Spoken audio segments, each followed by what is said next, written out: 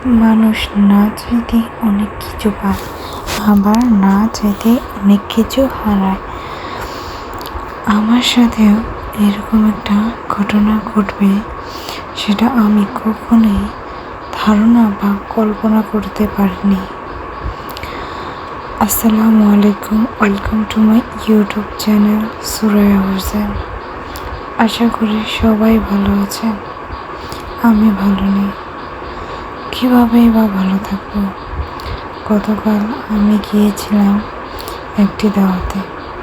সেখানে যাওয়ার পর এমন ঘটনা ঘটবে আমি সেটা ভাবতে পারিনি।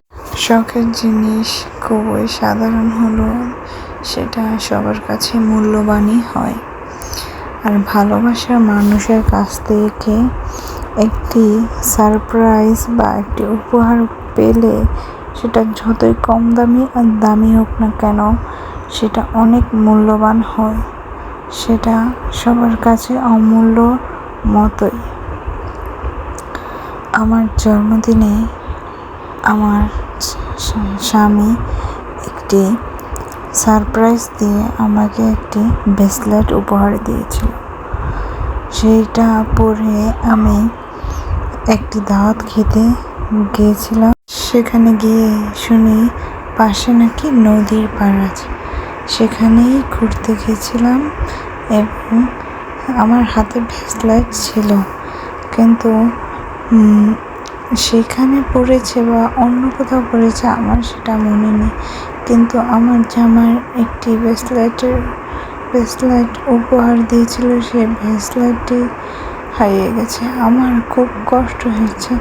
আমার জামাই বলছে একটা না 10টা ব্রেসলেট কিনে দেবে, তুমি কষ্ট পেও না।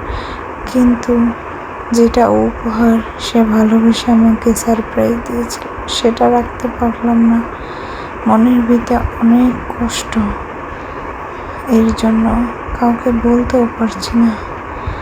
তো আমার জন্য সবাই দোয়া করবেন, আর ভালো লাগলে like, comment, share and subscribe করে দেবেন। সবাই ভালো থাকবেন। আল্লাহ হাফেজ। আর আমার জন্য দোয়া করবেন।